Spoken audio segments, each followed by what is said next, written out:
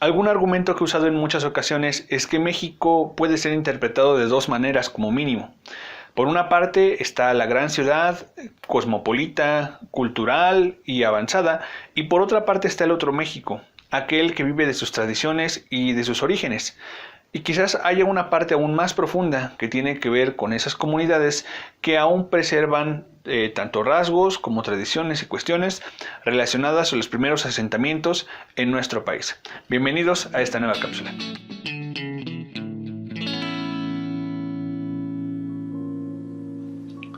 El día de hoy vamos a hablar un poco acerca del indigenismo. Y para ello hay que dejar en claro algunas cuestiones. La primera es que este tema forma parte del tema presente-pasado de tu programa de Historia 2 de nivel secundaria. La razón es porque está presente tanto en los orígenes de nuestro país como en la actualidad, aunque las condiciones sean muy diferentes. La segunda razón como tal es que es un tema difícil debido a que es muy complicado poder encontrar elementos que nos hablen de manera precisa de su pasado. Como sabrás, la historia solamente puede ser bien explicada si tiene evidencia suficiente, pero las condiciones de nuestro país hacían que los grupos indígenas no dejaran mucha evidencia de su trabajo.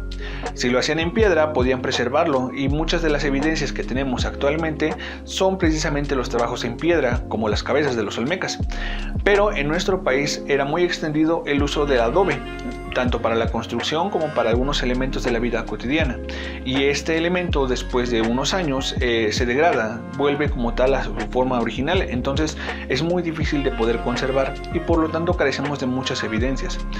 De cierta manera, pese a que el mundo indígena es el corazón de lo que es la sociedad mexicana, todavía permanece como muy vedada mucha parte de información de ellos. Y tiene que ver por muchas razones. Entre las razones más comunes podemos encontrar el hermetismo que mantienen las comunidades indígenas debido a que tratan de conservarse lo más puras posibles. También tiene que ver con la destrucción de la evidencia que se hizo durante muchos años cuando no se apreciaba como tal la herencia cultural que nos proveían estos grupos. Y otra parte también es el mismo desconocimiento o la falta de interés que tenemos como tal los mexicanos, que siempre hablamos bien de nuestras raíces indígenas, pero que nunca investigamos como tal a fondo. Es por ello que en este curso el primer tema que tocamos en pasado presente es la cuestión de los indígenas. Hay que recalcar algo muy importante. A veces tenemos una confusión sobre si llamarlos indios o indígenas. En nuestro caso, la forma correcta es indígenas. Las personas que son referidas como indios, si tú recordarás, los propósitos por los cuales se hizo este viaje de Europa a América era para encontrar un camino más rápido para llegar a la India, que es de donde se hacían los comercios y donde se obtenían las ganancias marítimas. Entonces, las personas que en ese entonces no sabían que esta parte del mundo era totalmente diferente, pensaron que los nativos eran solamente una división diferente de indios. Por eso les empezaron a llamar así.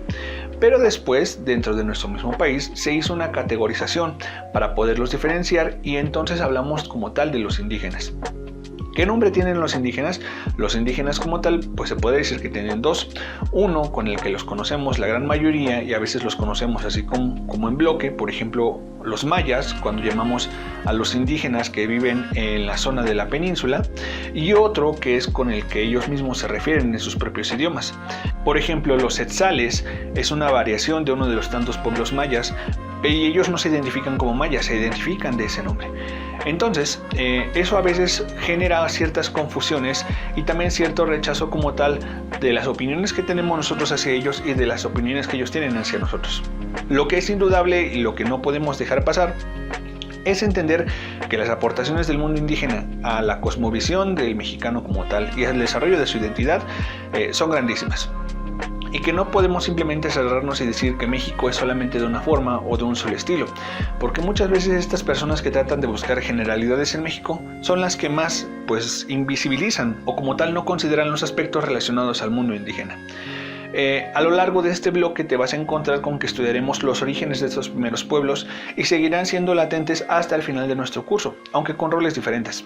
Tal vez logres como tal comprender que no siempre hubo un rechazo fuerte hacia las comunidades indígenas y que mucho del apartamiento que tuvieron pues obviamente fue porque destruyeron como tal su mundo y ellos mismos decidieron no compartir esta nueva evolución. Pero la manera en la que definamos y las formas en las que los encontremos tienen que ver mucho con el espacio, con el tiempo, con la zona y con todo lo que rodea como tal al armado del pasado.